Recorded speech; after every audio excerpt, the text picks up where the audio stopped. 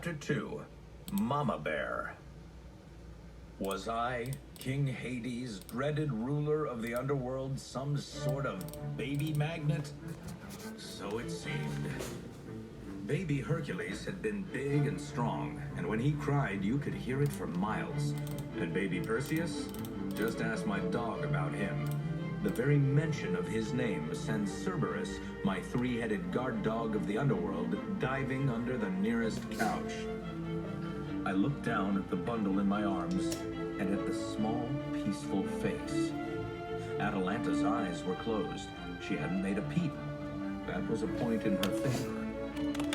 Holding her carefully in one arm, I picked up the basket with the other. I tossed some weeds back into it and put baby Atalanta on top. The weeds made a nice soft bed for her to sleep on while I figured out what to do with her. I set the basket in a shady spot. I sat down next to it. I couldn't take Atalanta back to the palace. Her mother had been banished, and her father was, well, about as kind and loving as my own dad, Cronus. He'd wanted to get rid of me, too, so you have to give him high marks for creativity. He swallowed me. I spent my whole childhood down in his dark, damp gut. But at least I wasn't alone. I'd had my brother Poseidon, and my sisters Hera, Demeter, and Hestia. I looked down at Atalanta. Poor little mortal. She was all alone in the world. No, who was I kidding? She wasn't alone. She had me, Uncle Hades. Hades! It was Persephone calling. She tramped over to me.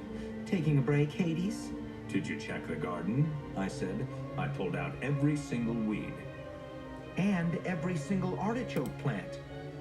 Oops. Sorry. That's all right, Persephone said. You'll improve with practice. She stopped. Her eyes widened. Hades, she whispered. In the basket. There's baby. Say hello to Atalanta, I said, and I told her all that had happened. Just then, Atalanta stirred. She opened her eyes, big brown eyes. She was a beauty. Oh, she's so sweet. Persephone sat down beside the basket. Kicked out of the palace for being a girl. She shook her head. That king should be ashamed of himself. What shall we do with her, funny honey? I asked. Just then, Atalanta's little mouth turned down. She looked as if she were about to cry. Uh-oh, said Persephone. Atalanta opened her mouth and let out a tremendous wail. Whoa, she would have totally drowned out baby Hercules. What a set of lungs.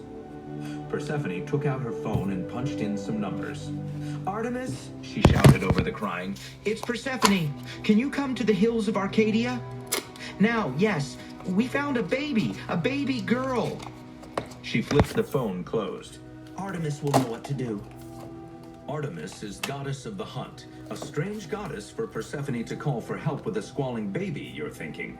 But Artemis is also the protectress of youth and wild things. And right then, Atalanta seemed to be both. Zip!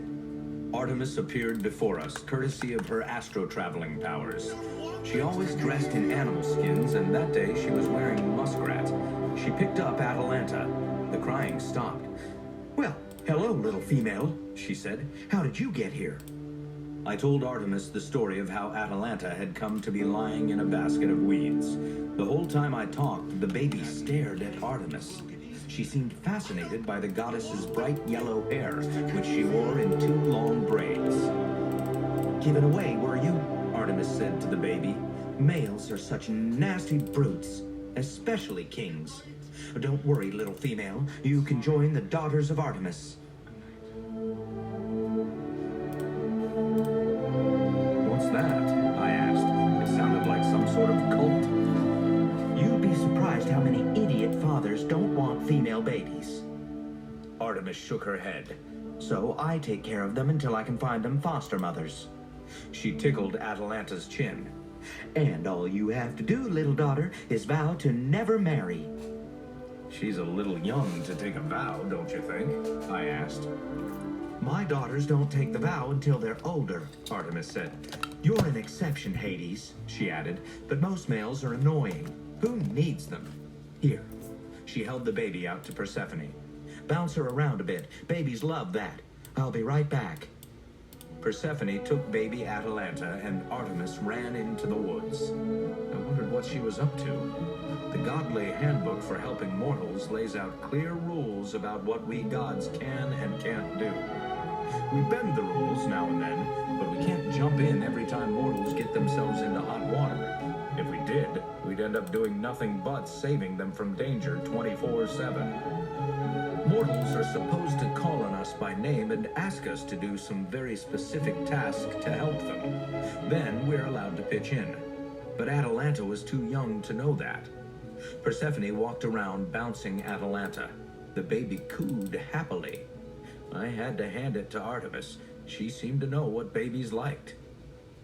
I wonder who she'll get to be Atalanta's foster mother, Hades, Persephone said. I hope it's someone without any close neighbors, I said. That baby can really wail. We didn't have to wait long to find out. Artemis soon appeared at the edge of the woods with a large brown bear and 2 cubs. This is Honey, said Artemis, nodding to the bear. She's a wonderful mother. For Atalanta? I said.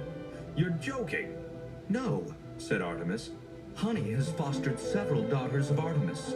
She's one of the best moms in the forest, and it's a plus that Honey's got cubs now. That's Mojo on the left, the other one's Tiny. They'll be Atalanta's brothers. Honey gazed at Atalanta. Maybe it was a motherly gaze, but maybe it was a look that said, what a tasty morsel. I had to know for sure, so I switched my brain into CCC, short for Creature Communication Channel. Persephone switched in too. It's how we gods talk to animals.